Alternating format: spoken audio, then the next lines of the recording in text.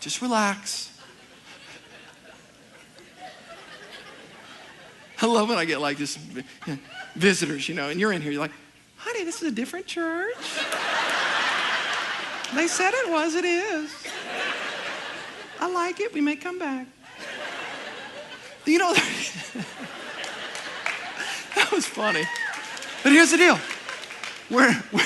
We're not talking about methodologies and strategies and John 3:16, you got to take your shirt off and write, God loves you. At a Saints game, you don't have to do that. You have to wear the little bracelets. Don't have to knock on doors. We're talking about developing a lifestyle of intentionality where you first pray as a fisherman, and then when God opens an opportunity, you speak as a fisherman.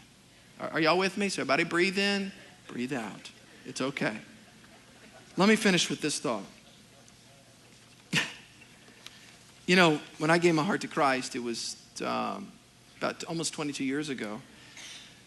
And fall of 1987, I was right before I turned 19. And there's really three reasons why somebody gets saved. Three things. Number one, there's a message. Number two, there's a messenger. And number three, there's a moment in somebody's life. They're going through something. And I'll be honest. People rarely get saved the first time they hear the message of Jesus. Let's just be honest. I mean, who in here? Marty and Laura came to Christ about 5 years ago, right? So, y'all didn't go, Jesus did what for me? Where have I been? The blood? We live in America, right? We hear this. There's every now and then. But the difference is the messenger in most cases. You know somebody. Because what happens is, statistically, the first 18 months when somebody gets saved, the first 18 months they lead more people to Christ than their whole Christian walk. Why? Because you still know people. And they're like, yeah, those type of people. And seriously, and you're like, if God changed them, it's got to be real. That's what. And then number three, there's a moment that somebody's going through in their life. Let me give you my story and I'll finish. Number one, I was 18, my senior year of high school. My whole dream was to play football, college. My whole dream, just my whole deal. Went to John Curtis, wanted to play free safety. And before the season, I was all Metro, blue chip, everything. Terrible season my senior year. I hurt my shoulder the second game of the year. And Destrian High School went up and fell on it. And the whole year, I was just brain locked. I was so scared I was going to get hurt again. It was like I was just, end of the year, just so far under what I expected, right? So I didn't move away to go play college somewhere. I went to Tulane, went uptown to school, and here's the deal. Now this is important. I'm in a down condition in my life. I'm in a very discouraged state because my dream has been destroyed. Are you with me? In my opinion. All right? Now here's what happens. There's a girl named Linda Nicole. But Linda, I knew, messenger. Everybody say messenger. I knew Linda because her brother played football with me in high school. So I trusted Linda. And Linda and Nicole invited me to this Bible study. I'm in a moment in my life. See, let me tell you, you do not know what people are going through.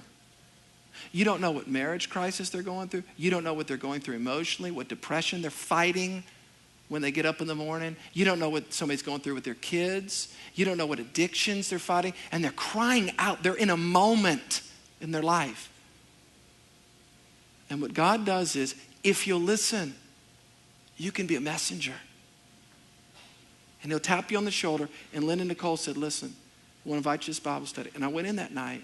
And because of the messenger and the moment of my life, I was open to the message. I was born again. I'm going to give you one assignment, and then we're going to close. Woo, I'm real late.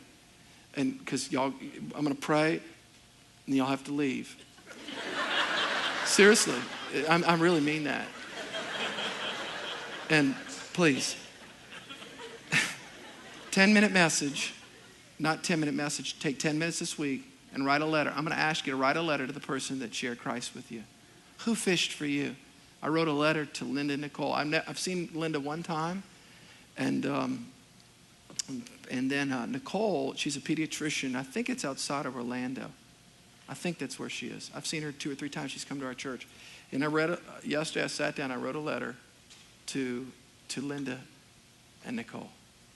I want you to do this week to the person that fished for you.